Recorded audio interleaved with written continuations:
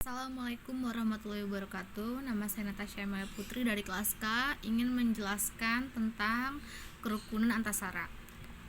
Sebagai negara majemuk dengan beragam ras, agama dan beragam suku, ras, agama dan golongan Indonesia menjadi negara paling rawan terhadap konflik sara, perbedaan pandangan antara kelompok masyarakat di suatu wilayah kerap menjadi pemicu pecahnya bentrok antar mereka.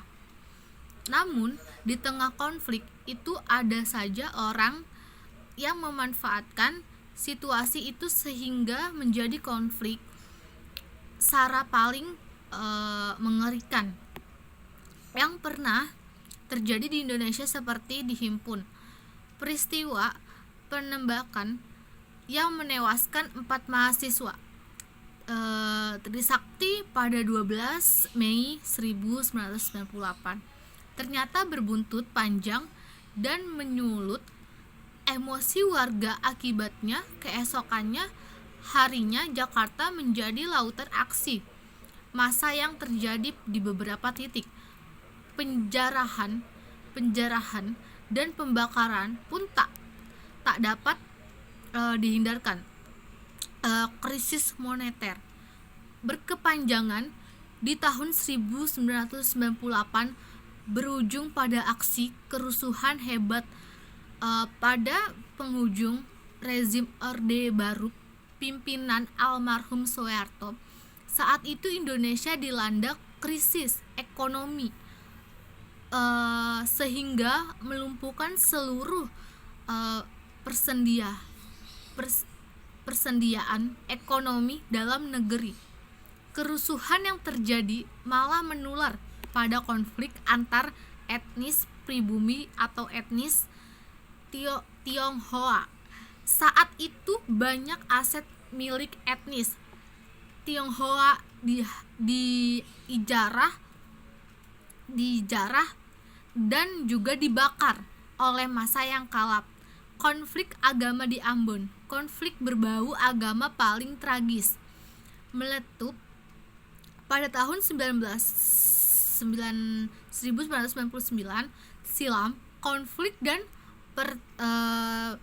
pertikaian yang melanda masyarakat Ambon sejak Januari 1999 telah berkembang menjadi aksi kekerasan brutal dan merenggut ribuan jiwa dan menghancurkan semua tatanan kehidupan bermasyarakat. Konflik tersebut kemudian meluas dan menjadi kerusuhan hebat antara umat Muslim dan Kristen yang berujung pada banyaknya orang meregang nyawa. Kedua kubu berbeda agama ini saling serang dan bakar-membakar bangunan serta sarana itu ibadahnya. Konflik tersebut kemudian meluas itu berujung umat Islam dan Kristen. Banyaknya itu orang yang meregang nyawa itu kedua kubu berbeda agama ini saling serang dan membakar bangunan serta sarana ibadah. Tragedi sempit adalah konflik berdarah antara suku yang paling membekas dan bikin geger bangsa Indonesia pada tahun 2001 silam.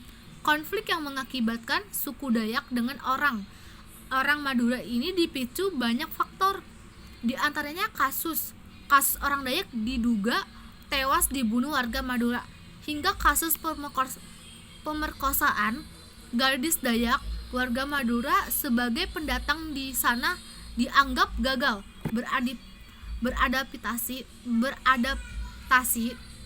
dengan orang Dayak selaku tuan rumah. Akibat bentrok dua suku ini, ratusan orang dikabarkan meninggal dunia.